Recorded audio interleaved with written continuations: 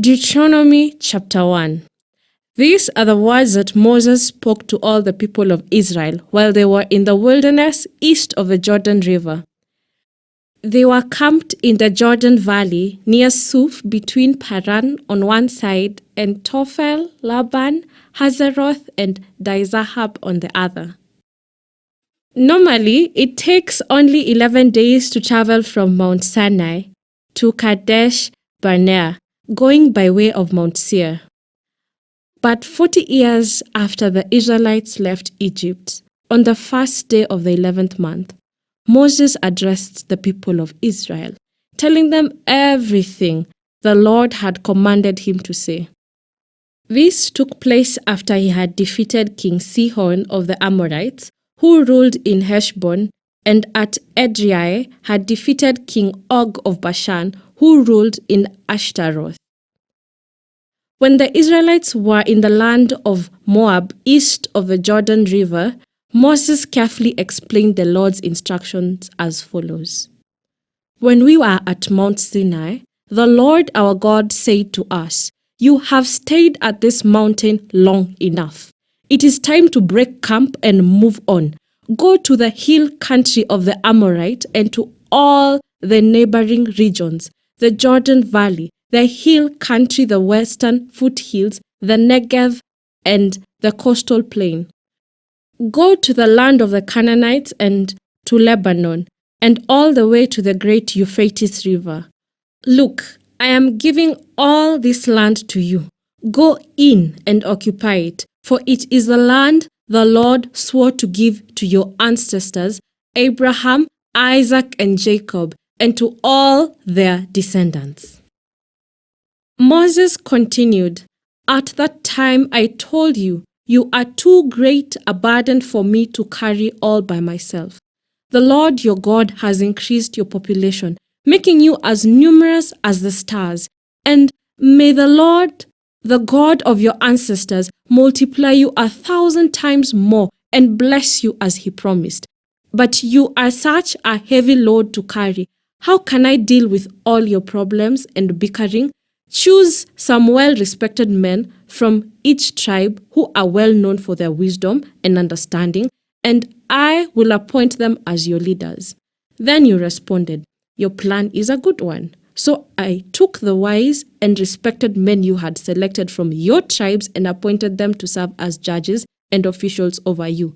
Some were responsible for 1,000 people, some for 100, some for 50, and some for 10. At that time, I instructed the judges, "You must hear the cases of your fellow Israelites and the foreigners living among you.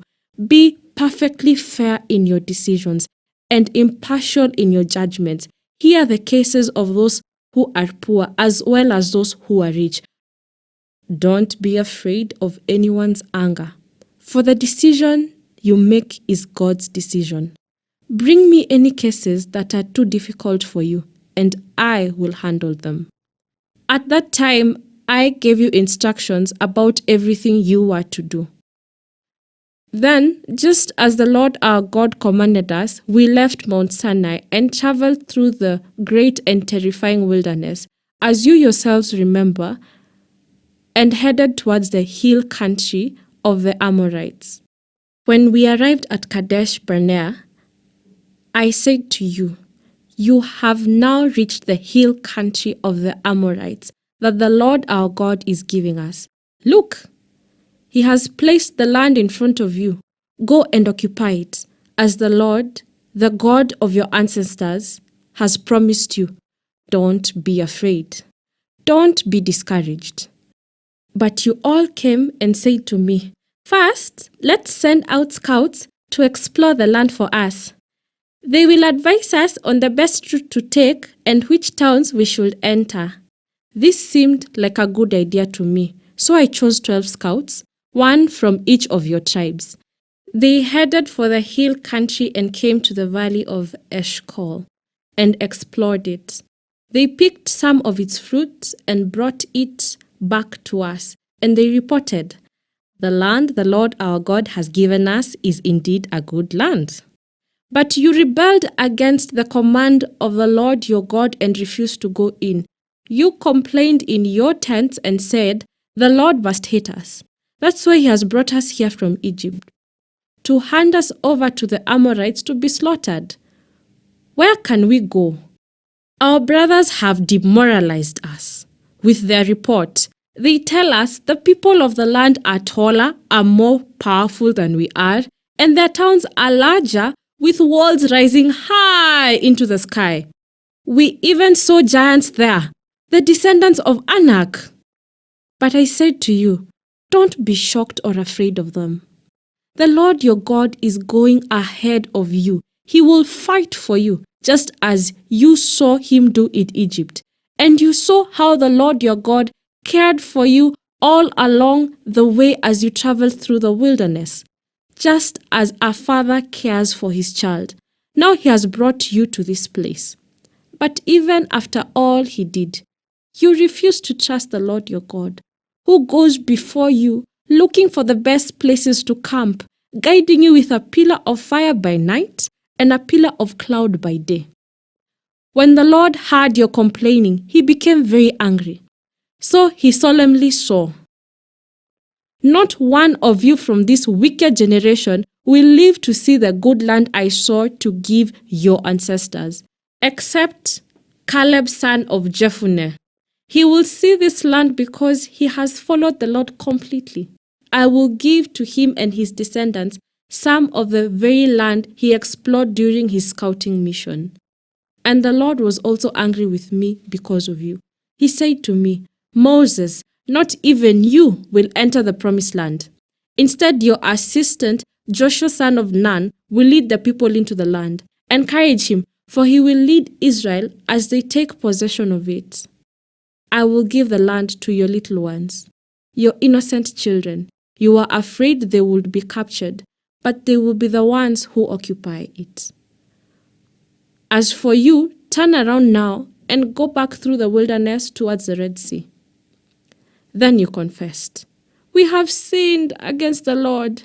We will go into the land and fight for it, as the Lord our God has commanded us. So your men strapped on their weapons, thinking it would be easy to attack the hill country. But the Lord told me to tell you, do not attack, for I am not with you. If you go ahead on your own, you will be crushed by your enemies. This is what I told you, but you will not listen. Instead, you again rebelled against the Lord's command and arrogantly went into the country to fight. But the Amorites who lived there came out against you like a swarm of bees. They chased and battered you all the way from Seir to Hormah. Then you returned and wept before the Lord, but he refused to listen, so you stayed there at Kadesh for a long time. Deuteronomy chapter 2. Then we turned around and headed back across the wilderness towards the Red Sea, just as the Lord had instructed me, and we wandered around in the region of Mount Seir for a long time. Then at last the Lord said to me, you have been wandering around in this hill country long enough. Turn to the north. Give these orders to the people. You will pass through the country belonging to your relatives, the Edomites, the descendants of Esau, who live in Seir. The Edomites will feel threatened, so be careful. Do not bother them, for I have given them all the hill country around Mount Seir as their property, and I will not give you even 1 square foot of their land. If you need food to eat or water to drink, pay them for it. For the Lord your God has blessed you in everything you have done. He has watched your every step through this great wilderness. During these 40 years, the Lord your God has been with you, and you have lacked nothing. So we bypassed the territory of our relatives, the descendants of Esau, who live in Seir. We avoided the road through Araba Valley that comes up from Elath and Ezion-Geber. Then as we turned north along the desert route through Moab, the Lord warned us, do not bother the Moabites, the descendants of Lot, or start a war with them. I have given them Ar as their property, and I will not give you any of their land. A race of giants called the Emites had once lived in the area of Ar.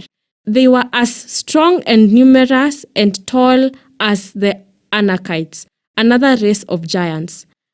Both the Emites and the Anakites are also known as Rephites, though the Moabites call them Emites. In the earlier times, the Horites had lived in Seir, but they were driven out and displaced by the descendants of Esau, just as Israel drove out the people of Canaan when the Lord gave Israel their land. Moses continued, "Then the Lord said to us, 'Get moving. Cross the Zered brook.' So we crossed the brook. 38 years passed from the time we first left Kadesh Barnea until we finally crossed the Zered brook. By then, all the men old enough to fight in battle had died in the wilderness, as the Lord had vowed would happen.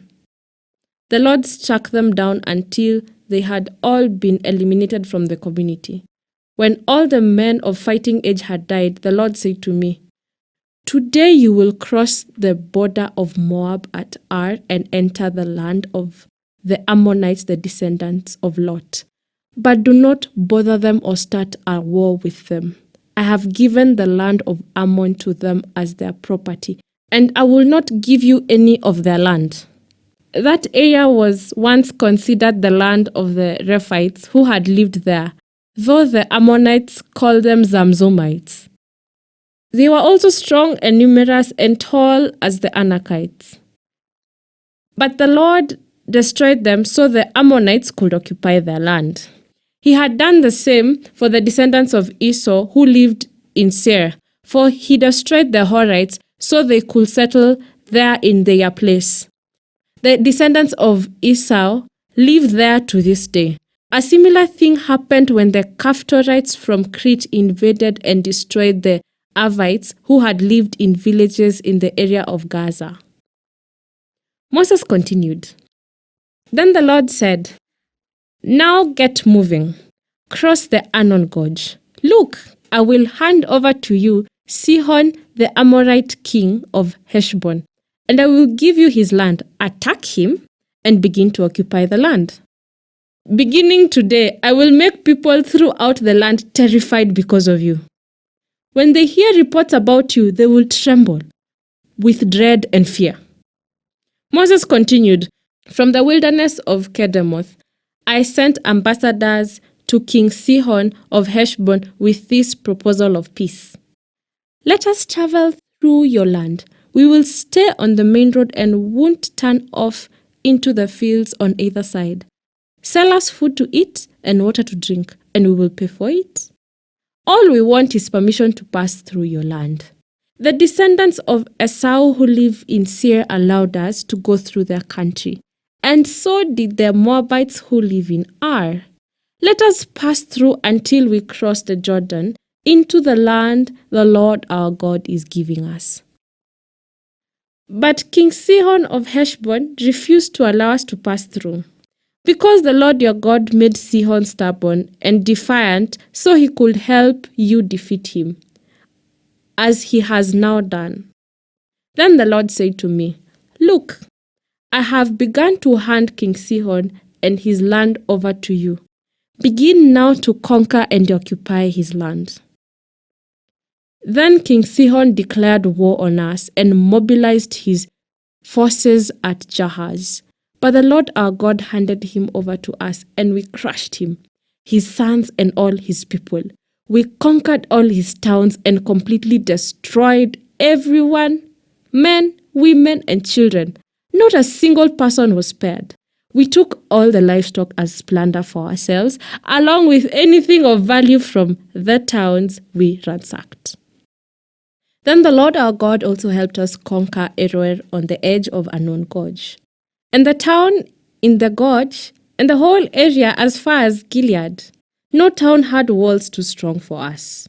However, we avoided the land of the Ammonites, all along the Jabbok River, and the towns in the hill country, all the places the Lord our God had commanded us to leave alone. Deuteronomy chapter 3. Next, we turned and headed for the land of Bashan, where King Og and his entire army attacked us in Edrei. But the Lord told me, Do not be afraid of him, for I have given you victory over Og and his entire army, and I will give you all his land. Treat him just as you treated King Sihon of the Amorites, who ruled in Heshbon." So the Lord our God handed King Og and all his people over to us, and we killed them all. Not a single person survived. We conquered all 60 of his towns, the entire Argob region in his kingdom of Bashan. Not a single town escaped our conquest. These towns were all fortified with high walls and barred gates.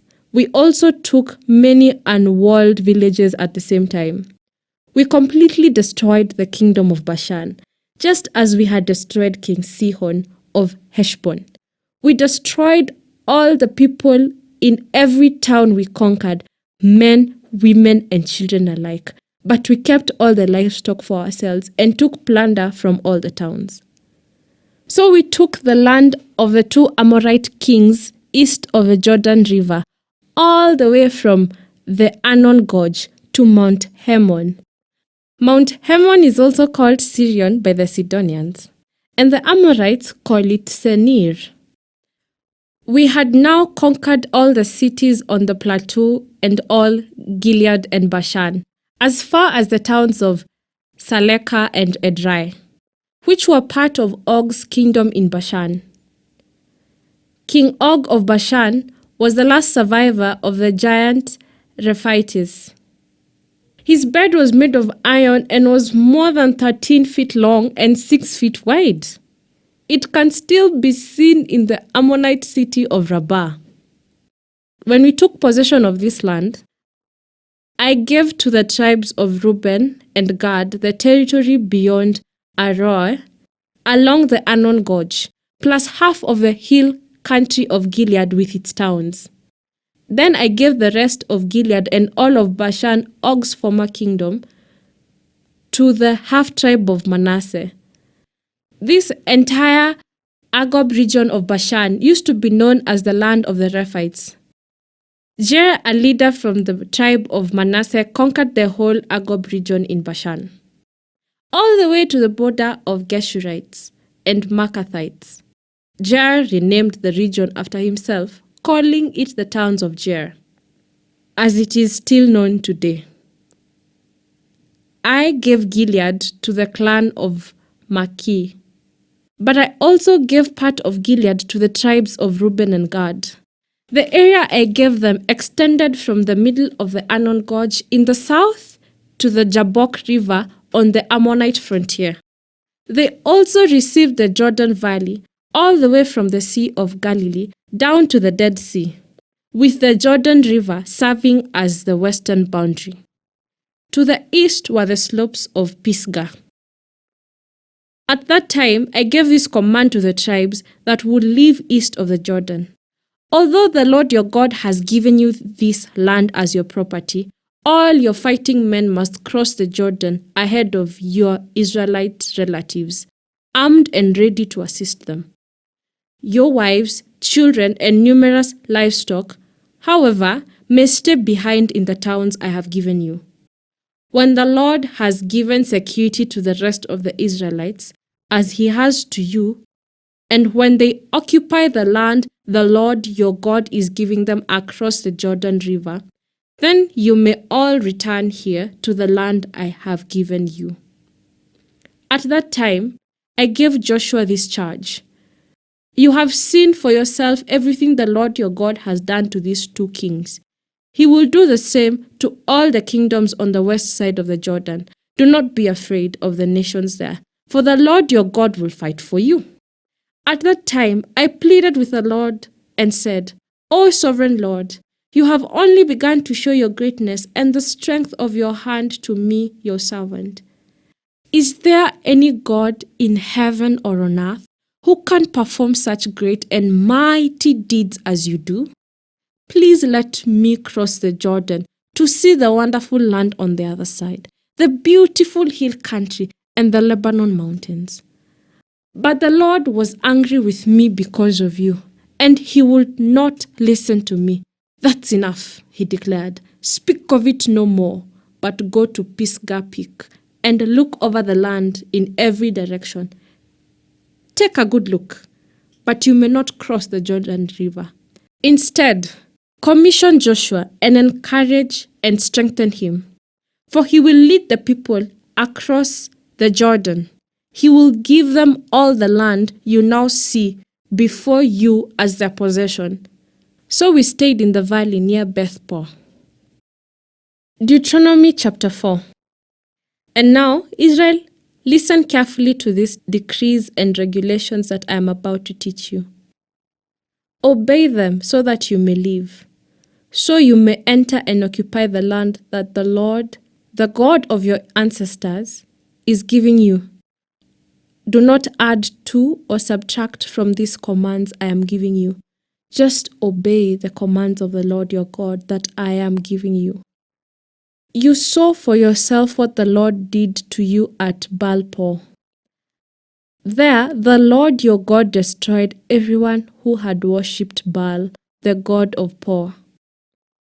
But all of you who are faithful to the Lord your God are still alive today, every one of you. Look, I now teach you these decrees and regulations just as the Lord my God commanded me, so that you may obey them in the land you are about to enter and occupy. Obey them completely, and you will display your wisdom and intelligence among the surrounding nations. When they hear all these decrees, they will exclaim, "How wise and prudent are the people of this great nation!"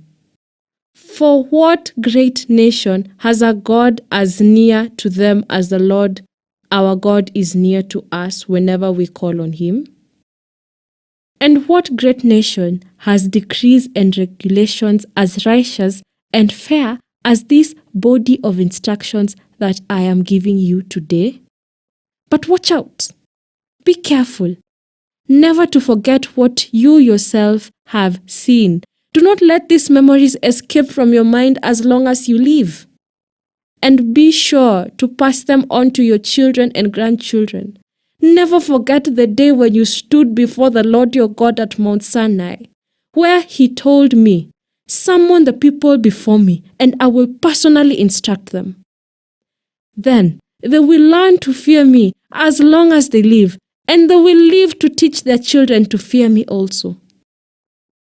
You came near and stood at the foot of the mountain, while flames from the mountain shot into the sky. The mountain was shrouded in black clouds and deep darkness. And the Lord spoke to you from the heart of the fire. You heard the sound of his words, but didn't see his form. There was only a voice. He proclaimed his covenant, the 10 Commandments, which he commanded you to keep, and which he wrote on 2 stone tablets.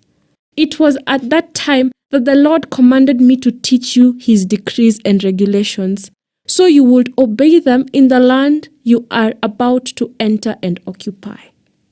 But be very careful. You did not see the Lord's form on the day he spoke to you from the heart of the fire at Mount Sinai. So do not corrupt yourselves by making an idol in any form, whether of a man or a woman, an animal on the ground, a bird in the sky, a small animal that scurries along the ground, or a fish in the deepest sea.